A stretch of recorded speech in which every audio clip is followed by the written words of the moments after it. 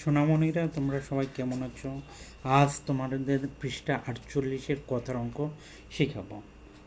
5 নম্বর অঙ্কটি হচ্ছে, এক রিমে 500টা কাগজ থাকে, 163 রিম কাগজে কতটা কাগজ হবে? তাহলে অঙ্কটি তোমরা এভাবে করবে। এক রিমে কাগজ থাকে 500টা, সুতরাং 163 রিমে কাগজ থাকে সমান সমান 500 ইন্টু 163 সমান সমান 81,500টা। উত্তর 81,500টা। 6 নম্বর অঙ্কটি হচ্ছে, একজন শ্রমিক প্রতিদিন 525 টাকা আয় করেন, 3 মাসে 18 দিনে তার কত টাকা আয় হবে? দেয়া আছে 1 মাস সমান সমান 30 দিন। তাহলে 3 মাস 18 দিনকে দিনই নিয়ে যেতে হবে। 3 মাস 18 দিন সমান সমান হবে 1 মাস 30 দিন হলে 3 মাস 90 দিন আর 18 দিন যোগ সমান সমান 108 দিন।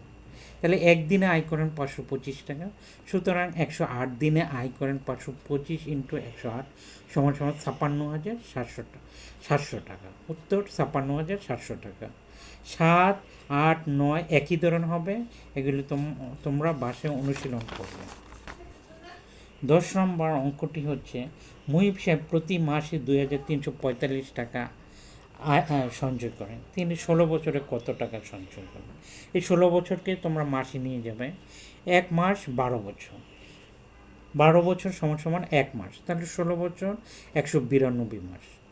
তাহলে 1 মাসে সঞ্চয় করেন 2,345 টাকা, তাহলে 192 মাসে সঞ্চয় করবেন যে 2,345 ইন্টু 192 সমান সমান 4,50,240 টাকা।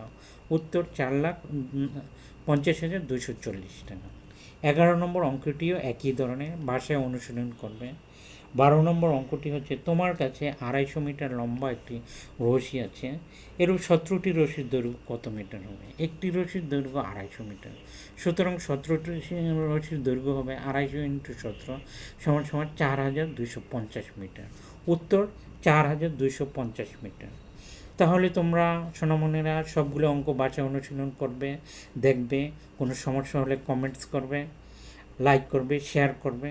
আজ তাহলে এখানে রাখি। আল্লাহ হাফেজ।